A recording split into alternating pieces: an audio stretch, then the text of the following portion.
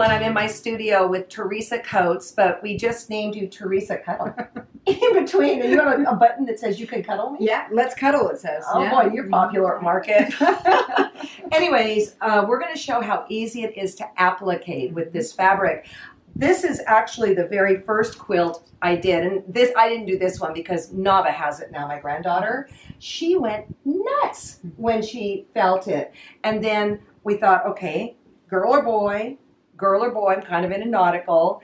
And what's so cool is that everything you need, including the backing, binding, and all that is in the kit. Absolutely. Yep, all of it. What about batting? I didn't put batting in theirs. You don't have to, but it does make it easier to work with if you put batting in there. So it's recommended you use the thinnest batting.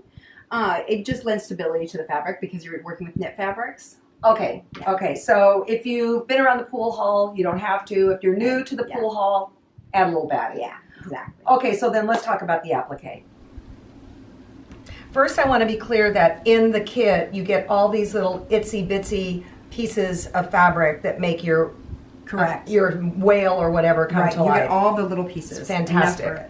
All right, so here's my whale pattern. So the whale pattern comes in the kit. What you're going to do is you're going to take your fusible. So we've used the Apple Web Plus. Right. Okay, and I'm just going to put it on top of here, and then I trace it with a pen. Just trace around it, and you do all the individual pieces. If you want it to be reversed, like it is on the kit sample, then you can reverse it. You can do it from the back, or I just did it this way and turned the whale facing the other direction. And this is just simply a super lightweight fusible. It's a really good lightweight fusible. Right, okay. Yeah, and it's double-sided, so it'll stick really nicely. It works great with the Cuddle. Lots of people wonder about that, if you can use an iron with it, and you absolutely can. I just use a pressing cloth. Oh, well, I was amazed too on Nava's quilt when I first worked with it, how it is soft. You don't even know it's in there. Exactly. It's great. So what I've done is I've traced each of these pieces and then I've ironed them to the back of the Cuddle.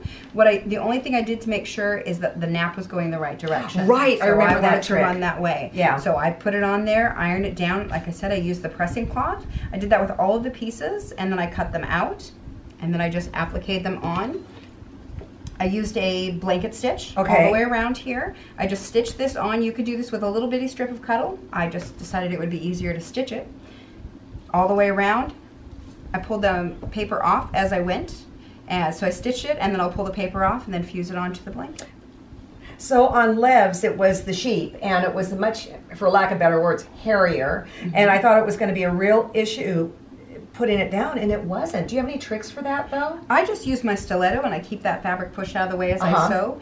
On some of the stuff that isn't quite as thick as the sheep fabric, you can actually just use an embroidery topper, and it'll hold it all in place and just do your embroidery over that. It's a very thin, sort of like saran wrap product that you put over the top, and it'll hold it all in place. It works beautifully. And then it pulls off? It pulls right off. Okay, what about needles? We recommend that you use stretch needles, so we recommend a 90-14 stretch needle. What is that? What I not heard. That's not. I do cotton. Not anymore though. I do this. So there are a few different variations in needles. So the universal needle has a very sharp point, and then a ball point, which a lot of people use for knits. They have an actual ball at the end. So the stretch needle is right in the middle, and it actually just has a rounded end, and will go right through the fabric. The universal, you can use the universal with this, but you'll tend to get skip stitches, so we recommend the stretch needle for it. Oh, okay. And I want to point out, when I was doing, can you hand me Novice quilt? I didn't read the instructions, okay, you guys? On the zigzag fabric, I just cut straight across, but look here how the zigzag has been cut. And then you just applique that down too. Yep, we just cut right along the edge of the zigzag and then stitch it down. Don't you love this? I love this so much.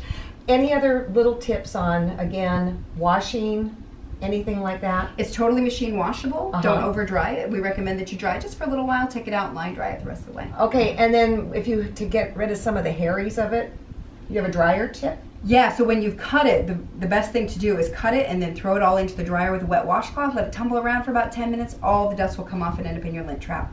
And I will tell you, it took me 2 hours to do Nava's blanket. 2 hours. I just loved it. And that was your first. I know, I know. And make sure if you haven't seen the video on binding, you do not want to miss that.